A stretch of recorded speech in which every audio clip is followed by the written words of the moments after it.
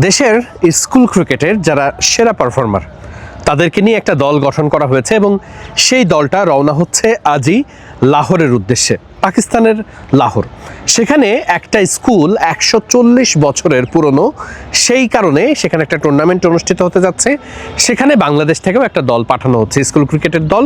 অর্থাৎ যারা গত স্কুল ক্রিকেটের যে টুর্নামেন্ট হয়েছে সেখানে যারা সবথেকে ভালো পারফর্ম করেছেন বা সিলেক্টররা যাদেরকে মনে করেছেন যে তাদের ফিউচার আছে আপাত দৃষ্টিতে, তাদেরকে নিয়ে একটা দল গঠন করা হয়েছে এবং সেই দলটা নিয়ে বাংলাদেশ স্কুল ক্রিকেট দলটা আজকে ঠিক রাতে তারা পাকিস্তানের উদ্দেশ্যে, মানে একটু পরেই তাদের ফ্লাইট, আমি যতটুকু জানি তারা লাহোরের উদ্দেশ্যে রওনা হতে যাচ্ছে। এই জায়গাটাতে আসলে একটা কথা বলাটা খুবই জরুরি। এই যে স্কুল ক্রিকেট নিয়ে বা বয়সভিত্তিক ক্রিকেট নিয়ে কাজ করে থাকে বিসিবির গেম ডেভেলপমেন্ট বিভাগ গত কিছু বছর ধরেই, সেটা সেই নাজমুল হাসান পাপন বা তারপরে অনেকেই বাংলাদেশ ক্রিকেট বোর্ডের প্রেসিডেন্ট হিসেবে কাজ করেছেন, অনেক রকম ফেজ পার হয়েছে, কিন্তু এই গেম ডেভেলপমেন্টের কাজ সবসময় বেশ প্রশংসনীয় ছিল। কেন বলছি? কারণ বাংলাদেশের বয়সভিত্তিক দলের যে সাফল্য, বাংলাদেশের বয়সভিত্তিক দল থেকে ক্রিকেটার উঠে আসার যে সাফল্য, আমরা যে শরীফুল ইসলাম বলি কিংবা নাহিদ রানাদের কথা বলি, রেশাদ হোসেনদের কথা বলি না কেন, তাদের তো উঠে আসা এই গেম ডেভেলপমেন্টের হাত ধরেই। তো তাদের যে উঠে আসার যে গল্পটা, সেটা আসলে অনেক মানে সমৃদ্ধ। আমরা যদি সেই তাওহিদ হৃদয় কিংবা তানজিদ হাসান তামিমদের ওই দলটার কথা চিন্তা করি, অনূর্ধ্ব 19 বিশ্বকাপ খেলার আগে ওই দলটা প্রচুর পরিমাণে বিদেশের মাটিতে সিরিজ খেলেছিল। ওই অভিজ্ঞতায় তাদের বিশ্বকাপ জিততে অনেক বড় ভূমিকা পালন করেছিল। একই সাথে আমরা যে স্কুল ক্রিকেটের দলটা নিয়ে আলোচনা করছি, সেই দলটার আলোচনায় একটা তথ্য দেওয়াটা খুব জরুরি। এই তো যেমন এখন আপনারা হয়তোবা অনেকেই দেখছেন, লিজেন্ডস অফ রূপগঞ্জের হয়ে একজন ক্রিকেটার খুব দারুণ খেলছেন, রাতুলের নাম বলছি।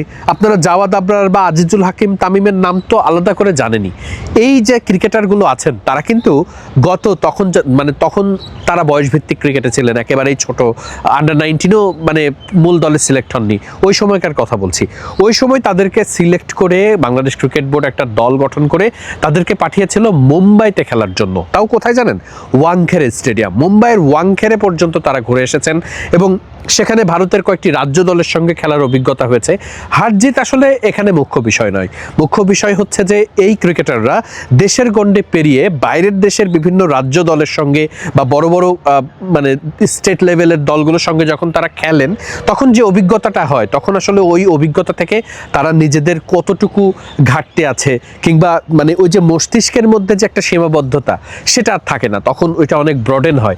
এবং এটা কিন্তু প্রতি বছরই বাংলাদেশ ক্রিকেট বোর্ড করার চেষ্টা করে। এবছর যেমন লাহোরে যাচ্ছে, সেখানে খুব দারুণ একটা টুর্নামেন্ট তারা খেলবেন এবং এই যে প্র্যাকটিসটা আমরা গেম ডেভেলপমেন্ট বিভাগের প্রায় প্রতি বছরই দেখি, এই প্র্যাকটিসটা আসলে বাংলাদেশ ক্রিকেটকে অনেকটাই পাইপলাইনের যে ক্রিকেটার আসার ক্ষেত্রে একটা বড় মানে জায়গা, সেটা আসলে এটা তৈরি করে দিচ্ছে।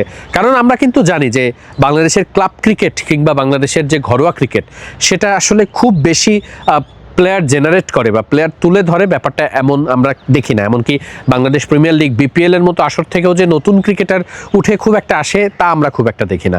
কিন্তু যে ক্রিকেটাররা আসেন তারা বেশিরভাগই আসেন এই বয়সভিত্তিক ক্রিকেট থেকে, এবং এই বয়সভিত্তিক ক্রিকেটটা নার্চার করে থাকে গেম ডেভেলপমেন্ট বিভাগ। এবং আমরা আজকে যেটা দেখছি, লাহোরে বাংলাদেশ দল যাচ্ছে, তাদের প্রতি অবশ্যই শুভকামনা থাকবে এবং যেই ক্রিকেটাররা যাচ্ছেন, 14 জন ক্রিকেটার রওনা দিচ্ছেন, তারা যাতে সেখানে গিয়ে ভালো পারফর্ম যেমন করতে পারেন, এই প্রত্যাশা তো থাকবেই।